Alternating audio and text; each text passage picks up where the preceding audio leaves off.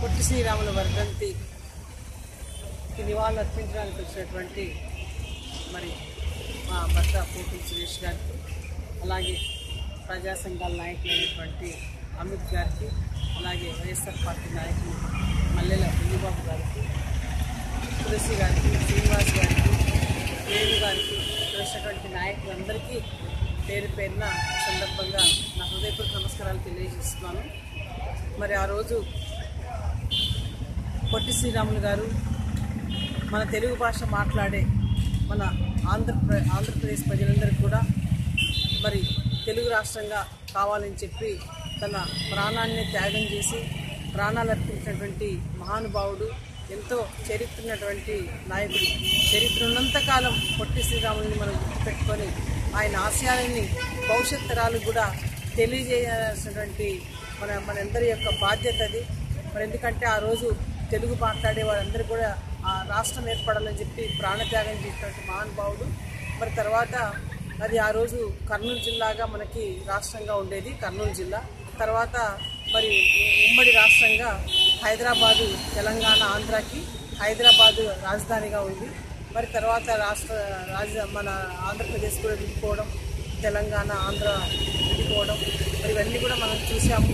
ఏ విధమైనటువంటి 14 ఇబ్బందులు పడ్డామనేది. మరి అలాగే ఈరోజు మన ముఖ్యమంత్రి జగన్మోహన్ రెడ్డి గారు కూడా మరి మనందరం కూడా రాబోయే రోజుల్లో ప్రాంతీయ విభేదాలు రాకూడదు, ఒకే ప్రాంతం డెవలప్ అయితే మరి ఇలాంటి విభేదాలు వస్తాయని చెప్పి గుర్తించి ముందుగానే 3 ప్రాంతాల అభివృద్ధి జరగాలి, పరిపాలన వికేంద్రీకరణ జరగాలని చెప్పి ఒక మంచి నిర్ణయం తీసుకున్నారు. అటు రాయలసీమ డెవలప్మెంట్ జరగాలి, మరి ఇక్కడ కోస్తాంధ్ర డెవలప్మెంట్ జరగాలి, ఇక్కడ ఉత్తరాంధ్ర, ఇక్కడ అమరావతి, మరి ఇవన్నీ కూడా డెవలప్మెంట్ జరగాలని తీసుకున్నటువంటి ఒక అంశం అది. మరి ప్రజలందరూ కూడా దాన్ని అర్థం చేసుకునే ఈరోజు ముఖ్యమంత్రి గారికి అందరూ కూడా అండగా నిలబడ్డారు. ఇంకో విషయం ఏంటంటే, గత ప్రభుత్వంలో చంద్రబాబు నాయుడు గారు ఏదైతే పొట్టి శ్రీరాములు గారు మరి ఏదైతే భాషా ప్రాతిపదికన భారతదేశంలోనే ఎక్కడ ఏ భాష మాట్లాడతారో వాళ్ళని ఆ ప్రాంత భాషగా గుర్తించి రాష్ట్రంగా కూడా వాళ్ళకి కేటాయించాలని చెప్పి తెలియజేసి పోరాడినటువంటి మహానుభావుడు మరి పొట్టి శ్రీరాములు గారు. మరి అలాంటి పొట్టి శ్రీరాముల్ని మరి ఆంధ్ర రాష్ట్ర అవతరణ దినోత్సవం 1వ తారీఖు ఆ రోజు ఏర్పడింది కాబట్టి దాన్ని చరిత్రకి ఇది లేకుండా పక్కన పెట్టినటువంటి చంద్రబాబు నాయుడు మరి మన గౌరవ ముఖ్యమంత్రి చరిత్ర అనేది ఎప్పటికి కూడా గుర్తు చేసుకోవాలి, వాళ్ళ యొక్క ఆశయాలని ముందుకు తీసుకోవాలని చెప్పి గుర్తించి మరి ఆంధ్ర రాష్ట్ర అవతరణ 1వ రోజుని మరి అఫీషియల్గా ప్రభుత్వ ప్రోగ్రామ్గా కూడా మరి మన గౌరవ ముఖ్యమంత్రి జగన్మోహన్ రెడ్డి గారు చేయడం కూడా చాలా గొప్ప విషయము. ఈ సందర్భంగా మన గౌరవ ముఖ్యమంత్రి గారికి కూడా నేను కృతజ్ఞతలు తెలియజేస్తున్నా.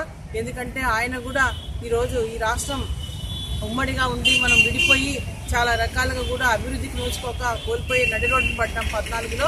అలాంటి పరిస్థితి రాబోయే రోజుల్లో ఉండకూడదని చెప్పే ఈ పరిపాలన వికేంద్రీకరణకి మరి ఆయన శ్రీకారం చుట్టారు. కాబట్టి దానికి కూడా మనందరం కూడా అన్ని ప్రాంతాల వాళ్ళని కూడా మన అభివృద్ధి గురించి కాబట్టి దానికి అందరం కూడా సపోర్ట్గా ఉండాలి మన ముఖ్యమంత్రి గారికి అని చెప్పి ఈరోజు మరి పొట్టి శ్రీరాముల వర్ధంతి రోజు మరొకసారి మనందరం కూడా గుర్తు చేసుకొని ముందుకు నడవాలి.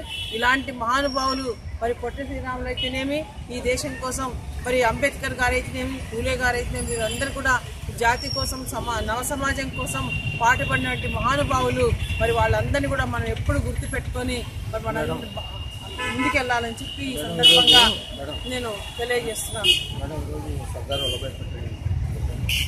ఈరోజు సర్దార్ వల్లభాయ్ పటేల్ వర్ధంతి కూడా అని చెప్తున్నారు. మరి ఇలాంటి మహానుభావులందరూ కూడా ఈరోజు మన దేశం కోసం మరి ఎంతో త్యాగం చేసినటువంటి మహనీయులు, వాళ్ళందరి ఆశయాలు స్ఫూర్తిని ముందుకు తీసుకోవాలని చెప్పి ఈరోజు మరొకసారి